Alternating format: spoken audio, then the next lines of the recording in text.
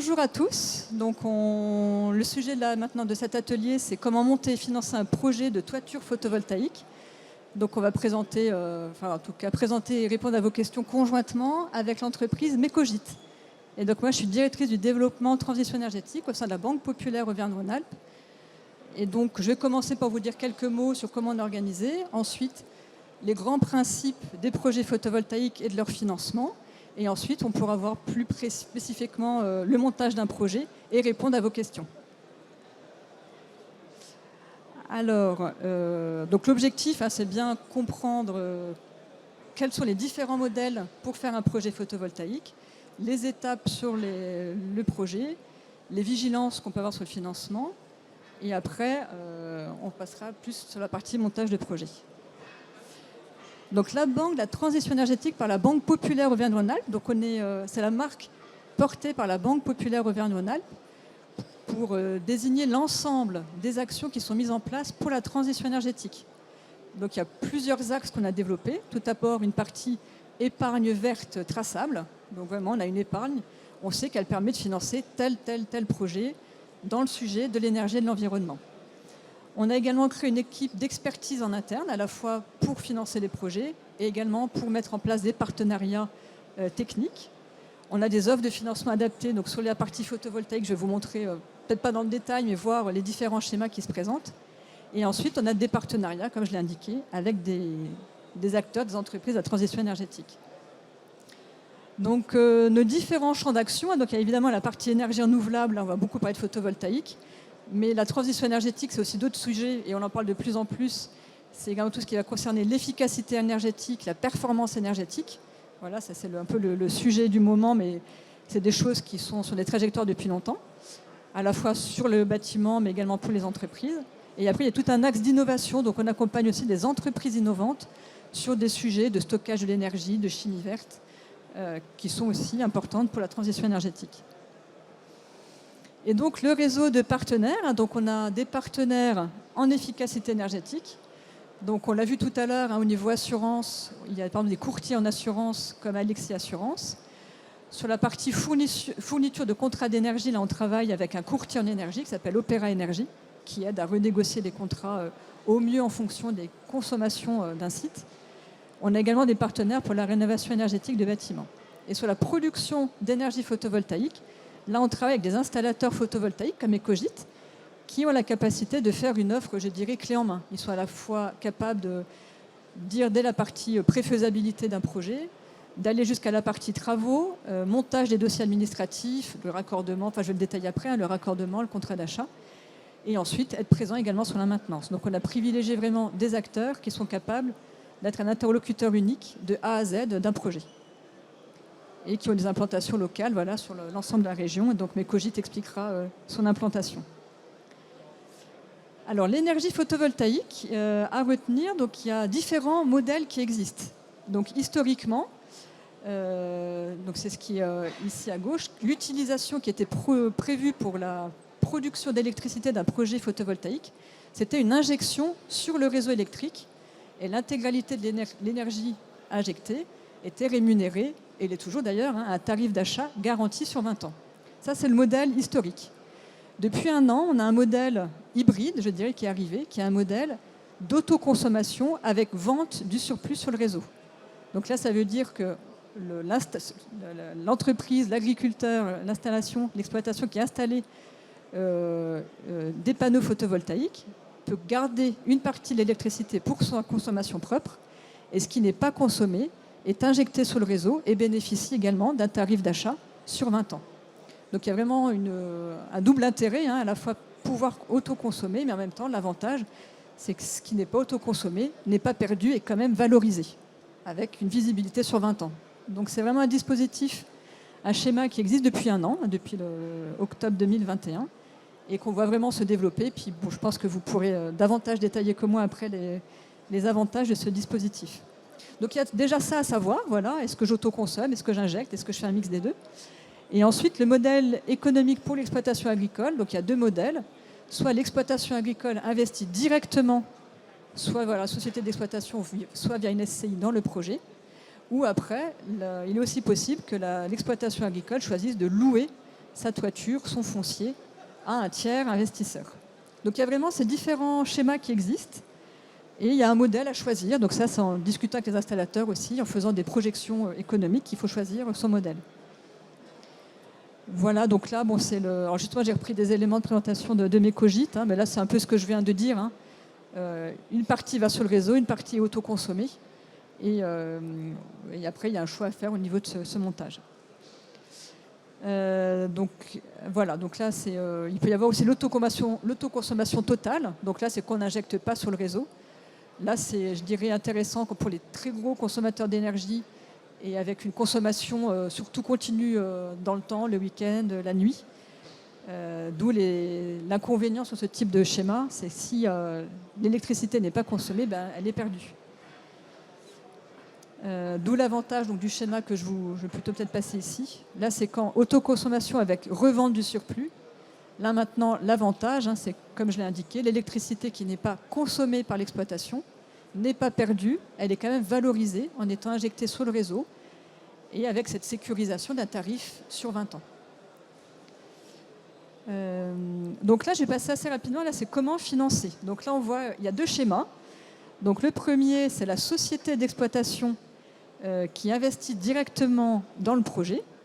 Donc dans ce cas-là, la société d'exploitation, elle va avoir son contrat d'achat, sa convention de raccordement, avec EDF pour le contrat d'achat, la convention de raccordement avec Enedis.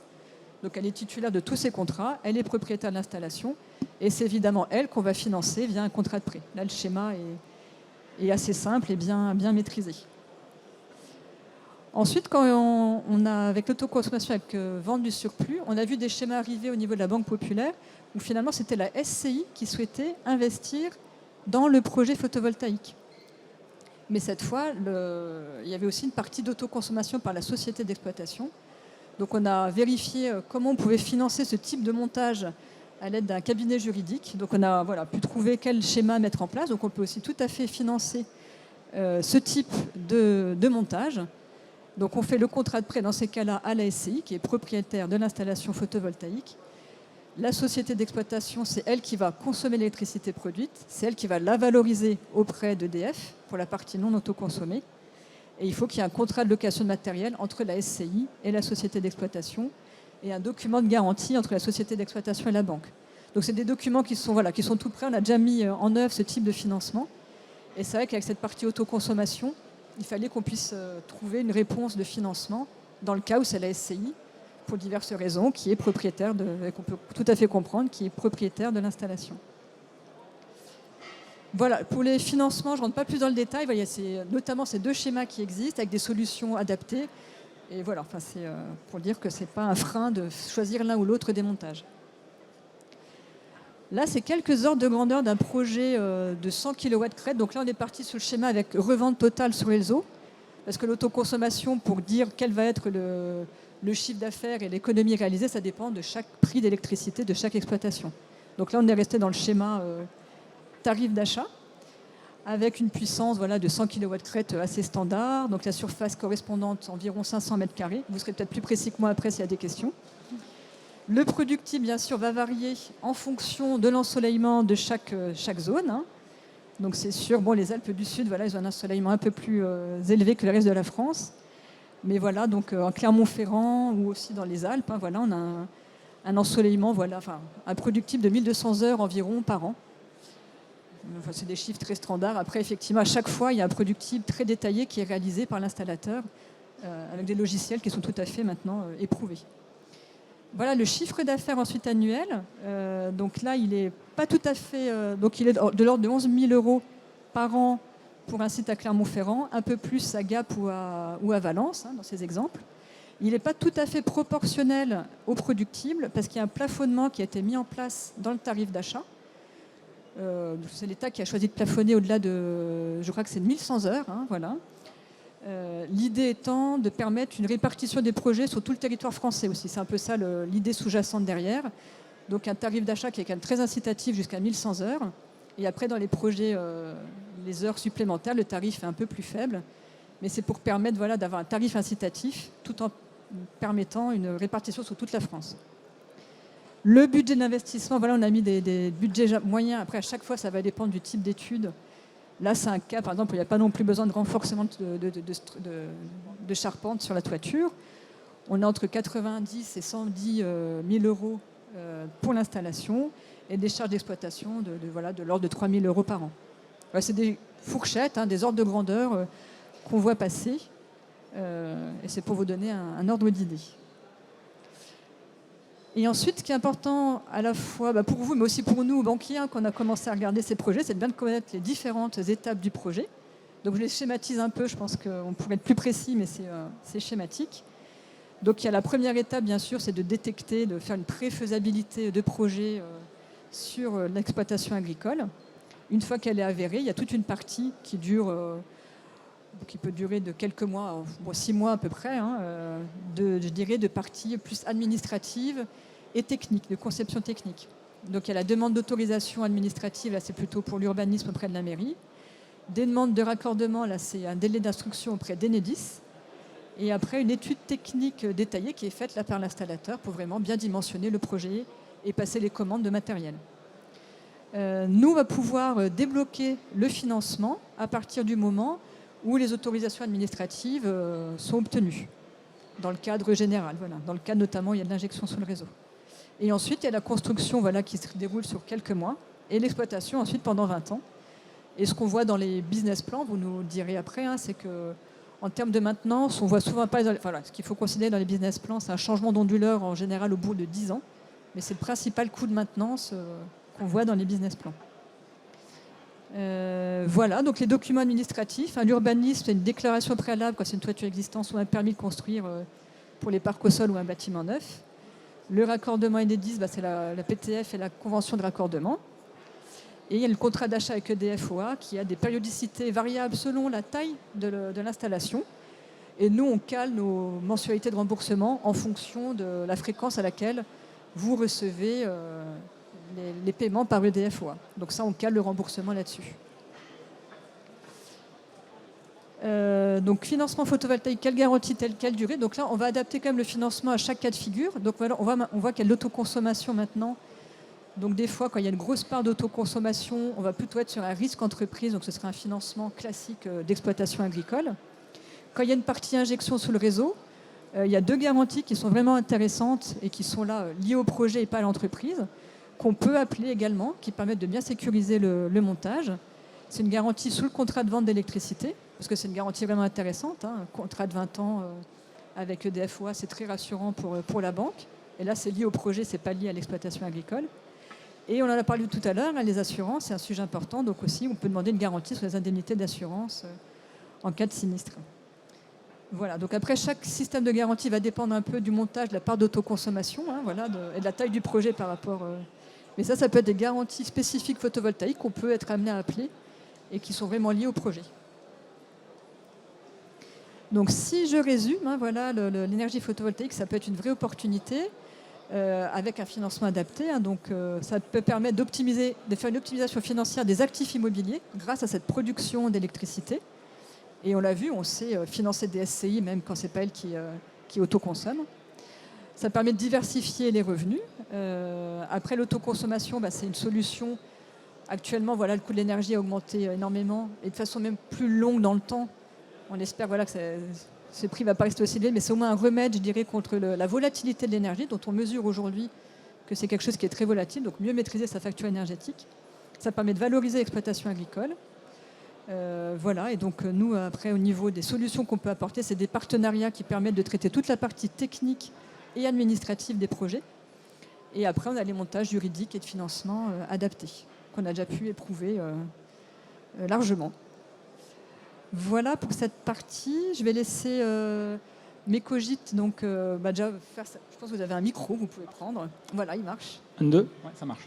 Bonjour à tout le monde. Voilà, donc moi je travaille pour la société Mecogite. Alors, nous on existe depuis 20 ans maintenant, quasiment 20 ans, et on fait du solaire depuis 16 ans. Voilà. On n'a pas commencé par faire des grosses installations comme ça tout de suite, on a commencé par du particulier, des petites installs, et progressivement on est allé dans le milieu agricole, où des grosses installations. C'est bon. Et donc voilà. Alors, Donc voilà, la création de l'entreprise, ça a été en 2002. Elle s'appelait Mecotech. Il y avait 3 ingénieurs, 2 poseurs. Enfin voilà, c'était une toute petite boîte et qui progressivement a gravi les marches pour arriver maintenant en 2021 à avoir un groupe un peu plus nombreux.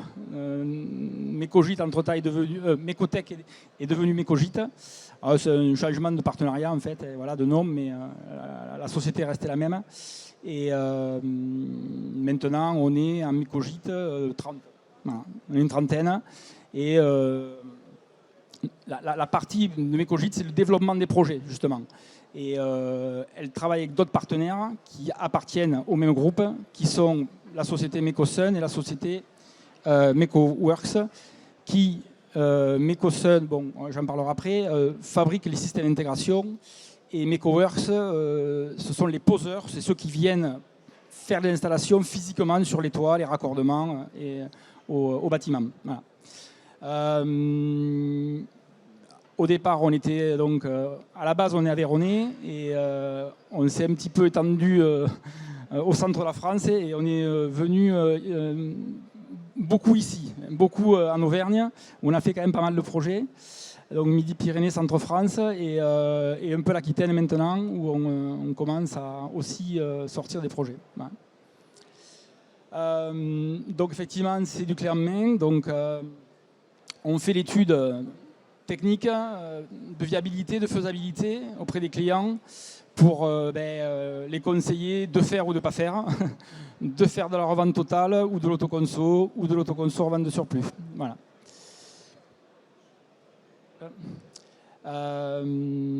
Donc, bon, comme on le montre le graphe un petit peu, il y a une première partie importante quand même qui est d'étudier le projet de chacun, qui est vraiment très différent en fonction des cas. Mais j'ai envie de dire, après on échangera, vous poserez des questions, j'essaierai de vous répondre, mais le plus important c'est au début de bien définir si le projet est viable. Parce que la faisabilité d'un projet solaire, c'est avant tout regarder si le transfo où on va se brancher est prêt ou pas prêt. Parce que quand on est dans le cas de la revente totale, c'est la condition la plus importante. Si on est trop loin, ça va être compliqué sûrement de faire un projet viable. Ou alors il faudra qu'il soit très puissant. Voilà. Donc ça commence par là, premièrement. Ensuite, il faut être propriétaire effectivement de son bâtiment, c'est plus simple. Hein. Sinon après, ça devient un peu plus compliqué. Donc la première étape qui va être d'analyser tout cela. Après, on fait travailler notre bureau d'études qui, lui, va dimensionner la centrale et jusqu'au montage. Et ensuite, effectivement, on a des équipes d'entretien qui circulent dans tout le secteur qu'on a montré tout à l'heure. Voilà. Alors, effectivement, le solaire évolue. Le coût de l'énergie est en train de prendre une grosse claque. Et on va dire un certain profil de personnes devient intéressé par le solaire. Avant, on avait beaucoup d'agriculteurs, beaucoup de particuliers, peu d'industries. Aujourd'hui, les industries se penchent vraiment dessus parce que le coût de l'énergie ayant doublé, triplé dans certains cas, le solaire peut les aider à économiser entre 10 et 40% d'énergie sur la facture. Ça dépend des cas. Mais c'est devenu quelque chose qui intéresse tout le monde, les grandes surfaces qui ont beaucoup de consommation aussi. Voilà. Toc. Alors, oui, là, le graphe montre un petit peu le coût de l'énergie depuis 2021, c'est ça, ou 2017. J'ai du mal à voir. C'est écrit tellement petit. Et on voit que les derniers 6 mois, ça a doublé de manière vertigineuse. Du coup, l'intérêt maintenant, alors peut-être pas, je sais pas, il y a peut-être beaucoup d'agriculteurs ici, hein, mais chez les agriculteurs, ça peut être aussi une réflexion de faire de l'autoconso, hein, d'accord. Mais ceux qui ont des grosses consommations, qui sont souvent les industriels ou les grandes surfaces, elles vraiment maintenant réfléchissent On reçoit des coups de fil tous les jours maintenant sur ça, alors qu'il y a un an, ce n'était pas le cas. Voilà. Donc certains agriculteurs aussi ont des consommations importantes, mais c'est déjà un peu plus rare. Donc ça se regarde, mais voilà, l'autoconso pour les agriculteurs, c'est souvent en revente de surplus, c'est rarement en autoconso total. Voilà.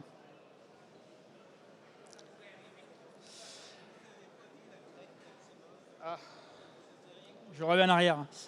Hop. Je ne sais même pas combien elle est maintenant. C'est écrit en tout petit, c'est 600, c'est ça? Ouais. C'est dans les 600. Ouais, ouais. C'est ouais. Le coût de l'énergie, hein, aujourd'hui. Hein. Ils sont en train de mettre, d'ailleurs ils en ont parlé, même aujourd'hui encore, il y a des systèmes de plafonnement pour que le coût de l'électricité soit modéré, quoi. Parce que voilà, c'est bon, ouais, ça devient délirant.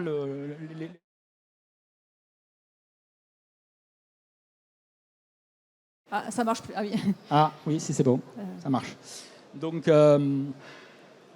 s'ils mettent pas ça en place, ça va être très compliqué pour tout le monde, et particulièrement pour les professionnels, parce que Mais voilà, il y a des réflexions justement pour plafonner. On entend ce montant de 180 € par mégawattheure. Et voilà, je crois que c'est en train de se mettre en place, mais ce n'est pas encore le cas aujourd'hui. On ne peut pas dire précisément. Voilà. On parle en euros par mégawattheure, mais sur votre facture, vous, c'est en centimes que vous parlez. Hein. Donc, 180 €, ça veut dire 18 centimes. Quoi. Oui. Voilà. Donc, bon, voilà, il y a certains professionnels aujourd'hui qui payent 25 centimes le coût de l'énergie, 30, alors qu'ils payaient 6 avant. Donc, là, les factures, quand elles passent de 20 000 € à 80 000 €, c'est plus pareil, quoi.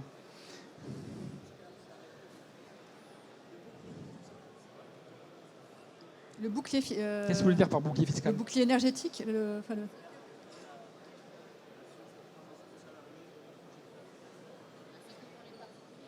C'est le particulier, ça, le bouclier fiscal. Pas les professionnels, c'est différent. Mais après, oui, oui, effectivement, il y a un seuil, mais qui n'est pas très haut, en fait. Hein.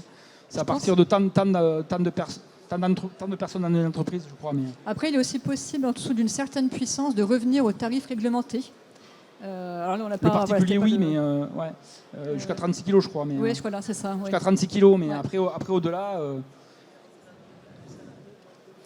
c'est possible. Oui, si, c'est ça. Oui, je crois que c'est ça. Ouais. D'accord, ouais. Je crois que c'est ça. Ouais. Si, c'est possible. Hop. Donc, je sais plus. Je reviens en arrière, c'est là. Tac, tac, voilà. Donc, voilà, donc pour se rendre compte un petit peu... hop, la valeur de l'énergie, voilà, combien pour ceux qui connaissent un peu le solaire, il y a 13 ans, en 2009, le tarif d'achat que l'État avait fixé était monté à 60 centimes le rachat. Okay. En 13 ans, c'est descendu à 10. Bon, le coût du matériel aussi a diminué d'autant, donc ça a permis quand même à la filière d'exister, quoi. Mais bon, voilà, aujourd'hui... le coût du solaire se rapproche du coût de l'électricité nucléaire, quoi. Voilà. Ça, ce sont les valeurs estimées, on va dire, hein, plutôt, oui. Ouais, voilà, on peut plutôt industrie. Donc voilà, qui sont estimées à venir.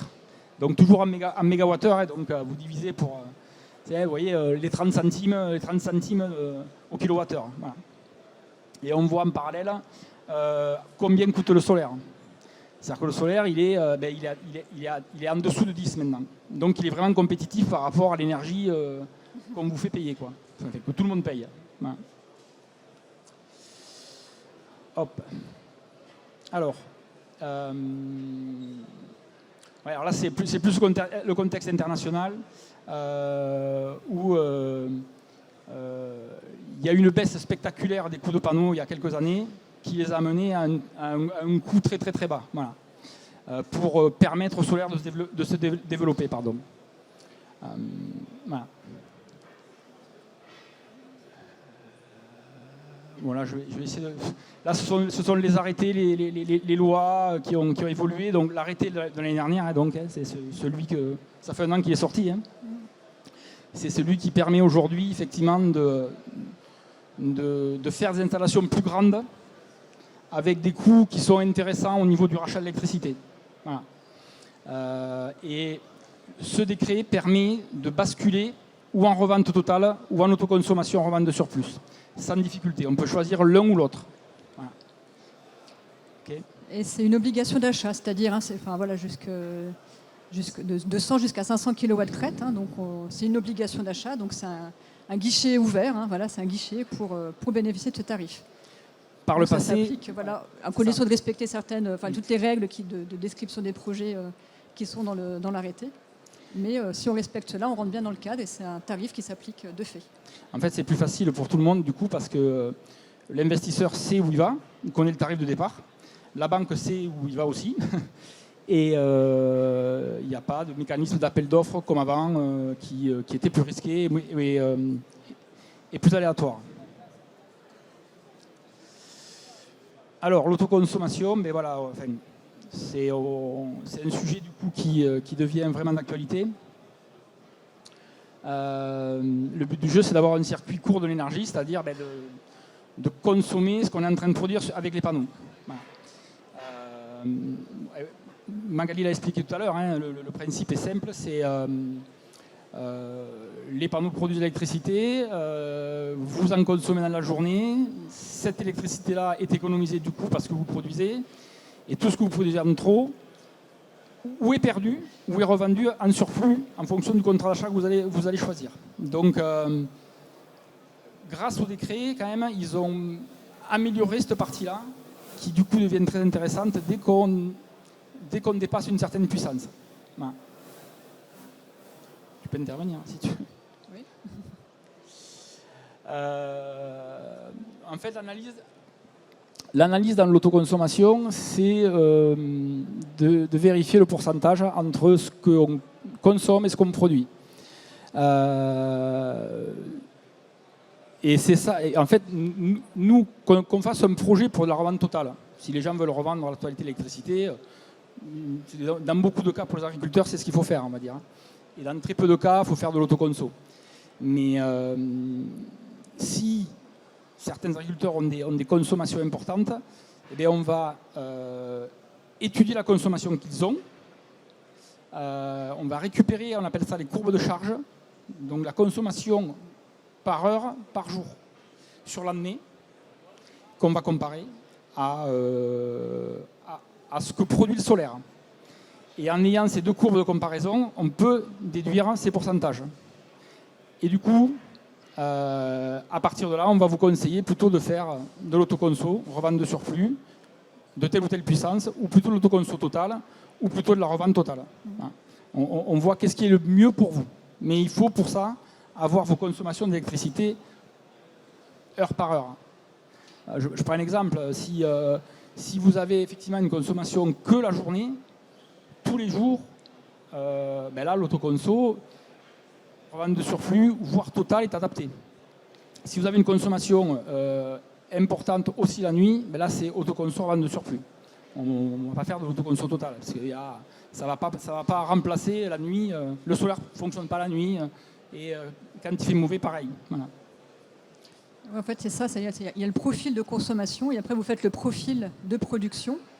Et il y a des moments ça va coller, puis d'autres pas. Donc c'est ça qui va faire ce ratio et voir le plus intéressant des modes de production et de valorisation de l'électricité en fait. Ouais.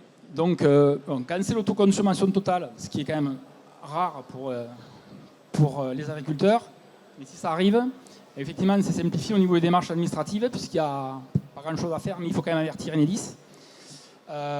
Du coup il n'y a pas de raccordement au réseau. Donc on élimine cette charge supplémentaire qui est le branchement. Et voilà, il y a le cas des postes sources saturés qui n'arrivent pas. En fait, les postes sources sont tous les 10 km, 20 km autour des villages, il y a des postes sources.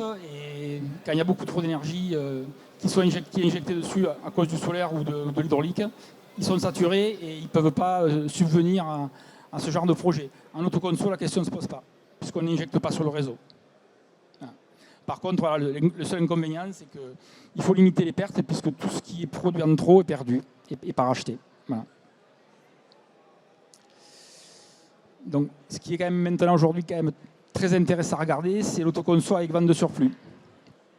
Puisque là, et on économise, encore une fois, je donne des valeurs qui varient, mais on économise entre 10% et 35-40% d'électricité sur votre facture. Donc c'est quand même pas neutre, c'est important. Et tout ce qui n'est pas économisé, c'est quand même racheté, au même tarif que si vous le revendiez. Donc ça, c'est un super avantage.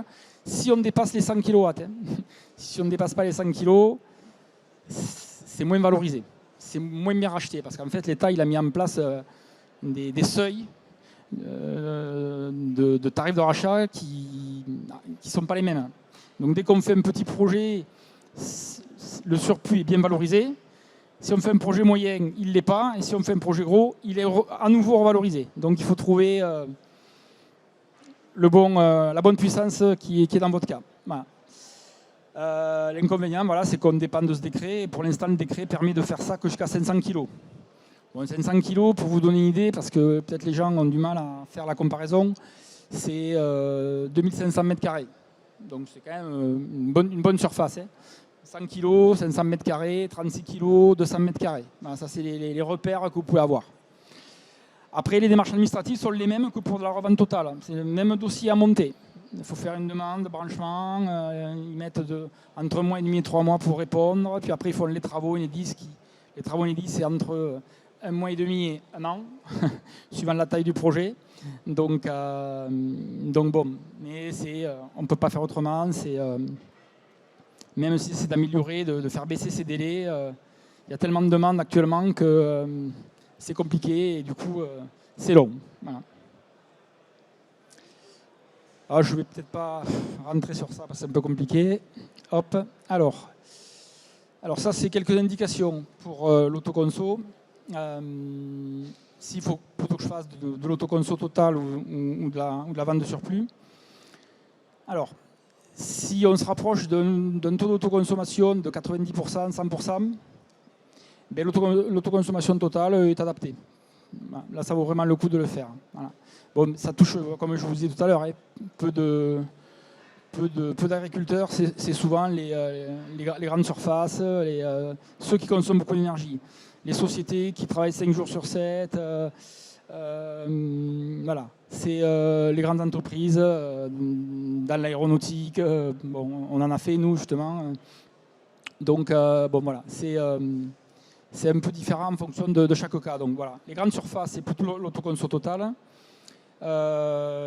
Les concessions automobiles, ouais, c'est plutôt... Parce qu'ils ferment le week-end, donc c'est plutôt aux ventes de surplus. Les PME, c'est en général les ventes de surplus, parce que pareil, hein, ils ferment l'entreprise un mois l'été quand ça produit beaucoup, donc du coup, l'énergie serait perdue. Et les grandes entreprises qui consomment beaucoup, là, c'est l'autoconso total. Hein. Il n'y a pas de slide pour les agriculteurs, hein, on n'en a pas mis parce qu'ils ne sont pas dans l'autoconso en général total. Hein. Et rarement là aussi dans la vente de surplus. Voilà les quelques exemples, pareil encore au niveau des tailles, des puissances et des ratios. Ouais, donc ça rejoint ce que j'ai dit précédemment. Suivant les puissances et l'auto d'autoconso, et bien voilà, on va guider sur l'autoconso total ou de la vente de surplus. Là, nous en ce moment, on travaille pas mal avec les intermarchés. On en a fait dans plusieurs villes et on est pour l'instant qu'en autoconso vente de surplus. Voilà. Et on a fait aussi des entreprises aéronautiques qui elles ont un besoin d'énergie tellement important que dans la journée, ce qui est produit est consommé directement sur site. Voilà.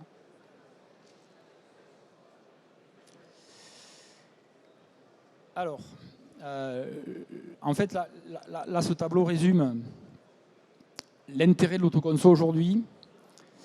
Je ne sais pas si vous êtes venu pour ça, mais du coup, j'en parle. Aujourd'hui, l'autoconso vaut vraiment le coup parce que le solaire est moins cher que le tarif aujourd'hui que vend EDF ou d'autres aux entreprises. Donc du coup, l'intérêt, c'est de pouvoir capitaliser en fait des mégawattheures à un tarif qui est sécurisé pendant 20 ans. Donc si aujourd'hui, le solaire coûte 10 centimes ou 10 centimes le kilowattheure, il est plus compétitif aujourd'hui que le prix actuel qui est entre 15 et 30. Donc pour une entreprise, pour un agriculteur éventuellement, il va sécuriser un coût d'énergie à 10 centimes. Et ça, même si c'est que sur 20% ou 30% de sa consommation, il va sécuriser un tarif d'énergie qui est compétitif. Alors qu'effectivement, le reste, ça peut continuer à monter, même s'ils sont en train de faire des efforts pour limiter l'augmentation du prix de l'électricité. Alors c'est un estimatif, pareil, donc suivant le type de toiture que vous avez, quand vous faites de l'autoconso. Bon, quand le toit est nickel, qu'on est plein sud, qu'il y a un transfo pas loin, et qu'il n'y a pas de problème d'électricité pour se raccorder, sur un toit bacassier, qui est déjà en bacassier, on peut être à un tarif de rachat très bas, un coût d'énergie très bas, qui est de 55 € le mégawattheure. Et après, en fonction de la complexité des toitures, et s'il y a de la construction, qu'on fait des ombrières ou autre, effectivement, le coût monte, puisqu'il y a des surcoûts de construction, mais on est quand même en dessous des 100 € mégawattheure. Donc on est en dessous du prix du marché aujourd'hui. Donc c'est très intéressant de le regarder. Oui. Ok. Allez-y, si vous avez des questions. Alors, c'est pas forcément sur l'autoconso, même si on a fait beaucoup de... Oui, parce que voilà, il ne reste plus que 10 minutes, donc on va garder du temps pour prendre vos questions. Et donc voilà, l'idée, c'est vraiment de dire, vous avez vu les différents schémas qui existent. Voilà, qu'on sait, voilà, que Cogit a l'habitude de monter quel que soit le schéma. Après, les financements aussi peuvent être adaptés à ces différents schémas. Voilà, c'est un peu ce qu'on voulait vous présenter ici, mais on va prendre vos questions. Quand on parle d'autoconsommation, c'est quand les bâtiments photovoltaïques produisent qu'on peut se servir. Quand c'est la nuit, on n'est plus dans l'autoconsommation, donc on se met à payer plein pot EDF. Et on ne fait pas du plus-plus, c'est-à-dire j'ai produit 100 kW, le compteur, la flèche passe à gauche, passe à droite. Non. Quand c'est de l'ombrière, est-ce qu'il y a une taille autorisée ou pas? Est-ce que je peux faire... non, au milieu de mon champ, je peux faire 1/2 hectare d'ombrière si le transfo est puissant? En fait, là, le problème, ça va être un problème d'urbanisme. C'est-à-dire que si vous arrivez à DDT avec un projet de 10 000 m² d'ombrière, ils vont vous regarder avec des yeux comme ça et ils vont dire c'est pourquoi faire. Donc, c'est ça, le problème, il va être là, en fait. Il faut justifier le besoin d'une ombrière dans un champ. Si vous y arrivez, c'est parfait. Mais c'est juste là la difficulté. Après le reste, c'est plus un problème d'urbanisme que de limitation au niveau du solaire. Après, voilà. Oui, dans le cadre de l'autoconsommation, est-ce qu'on ne pourrait pas stocker? On a parlé des batteries et du stockage virtuel. Ouais, alors le virtuel, qu'est-ce qu'il en est au juste? C'est toujours virtuel. Voilà. Dites-vous que c'est toujours virtuel. Moi, je pars de ce principe-là parce que, par contre, les batteries, ça existe, ça marche, c'est hyper cher en fait. On nous a dit 1200 en Chine et 6000 en France. Le prix de quoi? D'une batterie? Oui. Non mais, ok, 1000 €, ok, vous avez une batterie de 2 kW. C'est-à-dire que vous pouvez uniquement stocker 2 kg. 2 kg. 1000 €, ok, 2 kg. Un projet sur une maison, c'est 50 m², c'est 9 kg. D'accord? Juste pour une maison, 9 kg. Une belle journée, ça produit 6 fois la puissance. Donc, on fait 9 x 6, 64. Ok? Donc, ça fait 64 kWh. Donc, pour faire 2 kg, ça coûte 1000 €. Donc, pour stocker 64 kWh que je réponds dans la journée, vous avez compris déjà combien ça va vous coûter. Vous multipliez par 32, donc ça fait 32 000 €. À peu près 32 000 € pour stocker pour une maison. Vous avez compris? Mais par contre, c'est pas stocké. Mais les voitures, c'est sur le réseau. C'est pas l'ombrière qui produit le.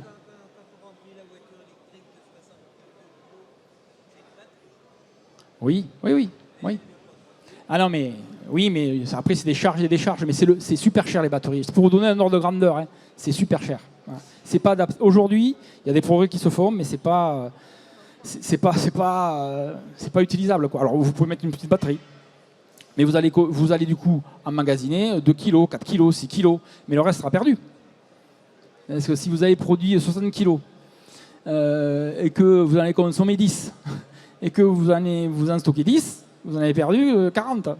Donc je veux dire, c'est pour ça qu'il vaut mieux faire de la revente aujourd'hui de surplus au tarif que propose EDF que la stocker. Voilà, c'est compliqué, quoi. Oui, c'est ça que j'allais dire. En fait, justement, le mix avec la vente du surplus, finalement, c'est le réseau qui va collecter la partie non autoconsommée et puis qui va être valorisée quand même. Voilà. Mais,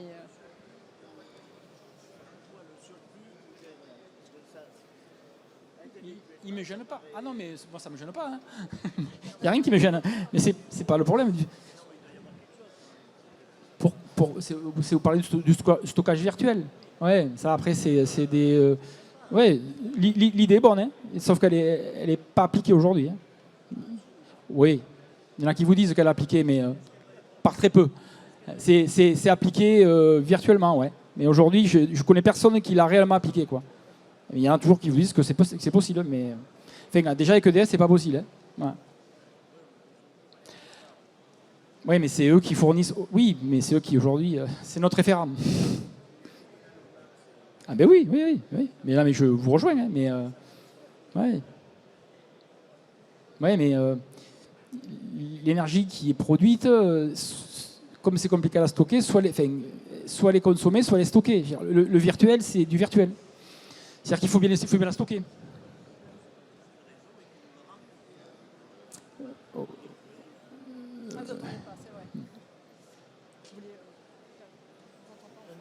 vous avez fini. Bon. Est-ce qu'il y a... Oui. Est-ce que je suis obligé de passer par l'EDF? Parce que vous dites, je veux vendre Leclerc qui est à 20 km. Pas tout le temps. Pas tout le temps, mais aujourd'hui, c'est le plus simple. En fait, les projets au sol, vous ne passez pas forcément par EDF, vous pouvez passer par d'autres acheteurs. Il y a Enercop qui rachetait à une époque l'électricité. Ils proposaient une valeur au kilowatt. Nous, on a fait quelques projets avec eux, sur des petits projets au sol, à l'époque. Je ne sais pas maintenant s'ils continuent à le faire, mais ils rachetaient à un tarif différent d'EDF. Un poil plus haut. Mais c'était sur des petites surfaces, c'était pour des moins de 250 kg, donc c'est des projets vraiment très différents. Mais principalement, c'est EDF qui... Pour le prix de revente, vous disiez qu'il y avait un contrat. Oui. Et le contrat, il dure combien de temps? 20 ans. Et pendant 20 ans, à partir du premier jour, on a le prix, au bout des 20 ans, Ouais, c'est réactualisé. Il est réactualisé. Et là, actuellement, comme ça monte, il monte. Non. Alors, il y a un indice, hein, ils ne sont pas fous, mais ça monte légèrement quand même. Donc, ouais, tout à fait. Alors, non, là, elle parle du tarif. Oui, alors, ouais, je pense qu'elle dit que il y a deux choses. Il y a le tarif d'achat qui tous les trimestres peut bouger. D'accord. Et après, il y a quand vous avez signé le contrat avec EDF, il est indexé et il continue un petit peu à monter. C'est encore deux choses différentes. Il y a la valeur initiale qui est fixe, qui peut vous bouger tous les trimestres, qui est réévaluée tous les trimestres. Et une fois que la valeur initiale est fixée, sur la durée des 20 ans, effectivement, c'est indexé, c'est actualisé. Voilà. Bonjour, une question s'il vous plaît. Laurent Condat, je suis responsable de développement dans un cabinet d'expertise comptable Serre France. J'ai dans mon portefeuille une centaine d'agriculteurs qui ont fait les fameux 300 kilos à 60 centimes. Donc, à l'époque, aujourd'hui, c'est des contrats qui ont 12, 13, 14 ans, suivant comment ils ont fait. Ils vont arriver à la fin des 20 ans. Qu'est-ce que vous conseillez à ces gens-là? On découvre tous le truc, nous aussi. Hein. On en a des clients comme ça. Donc les premières installs grosses sont de 2007-2008. Et j'ai des clients qui ont 14 ans de production. Donc, qu'est-ce que je leur conseille? On va voir ce qui va se passer d'ici 6 ans, hein, en fonction. Mais ils auront deux options. Hein. Soit ils vont dire, peut-être que je vais partir sur l'autoconso en vente de surplus. Soit ils repartent sur un contrat de revente au total. Hein. Évidemment, on n'est plus à 60. On sera à 10, 11, 12, 13. Mais la centrale est amortie. À cette époque-là, elle s'amortissait plus vite que maintenant. Donc eux, je les ai, ces clients. Donc ils n'ont pas attendu de se poser cette question-là. Ils ont refait des projets. Ouais. Ils ont déjà refait des projets à 10 centimes. Donc souvent, ces gens-là, pour des raisons fiscales, ils ont presque trop gagné. Et donc, il faut réinvestir. Voilà. Bon, ils ne sont pas nombreux, mais il y en a quelques-uns. Ouais. Donc oui, il faut, tant que la centrale marche, la durée de vie d'une centrale, c'est théoriquement 40 ans. C'est 40 ans. Alors après, pas 80% de production, mais même si c'est que 50%. 50% c'est amorti, 50%. Il faut qu'il continue, oui. Tant que, après, on verra comment va évoluer la législation sur les producteurs d'énergie. On ne sait pas encore. Voilà. Est-ce qu'ils peuvent devenir producteurs d'énergie, revendre aux voisins? C'est très compliqué encore, ça. Ce n'est pas en place du tout. Peut-être que ce sera une option qu'ils auront en plus. Mais à ce jour, il faut qu'ils continuent avec un nouveau contrat. Et on n'aura pas de danger de saturation parce que vous dites que ça se développe toujours de plus en plus. Alors, De saturation du réseau. Du réseau, vous voulez Ouais, dire du réseau, ouais. En fait, Enedis, RTE suivent derrière et ils font des travaux sur les lignes pour essayer de... Quand les postes sources sont saturés, ils disent pas qu'ils vont pas raccorder. Ils vont raccorder. Mais dans 1 an, 2 ans, 3 ans, et ils vont faire les travaux pour que le poste source puisse supporter tout ce qu'on va leur injecter. Donc, ils suivent quand même derrière. Avec, alors c'est sûr que les zones rurales, où il y a besoin moins d'énergie que les grandes villes, ont plus de difficultés à se moderniser rapidement. Mais après, les grandes villes, elles sont... C'est dans les grandes villes qu'il faudrait qu'il y ait plein de projets pour qu'il y ait plein d'énergie solaire qui compense les énergies qui coûtent cher. Voilà. Voilà, il est 17h, on va laisser la place à l'atelier suivant, donc qui est sur la méthanisation cette fois. Merci pour votre participation, merci pour votre présentation. N'hésitez pas si vous avez des questions, après soit sur le stand de BPORA, soit directement ici, n'hésitez pas.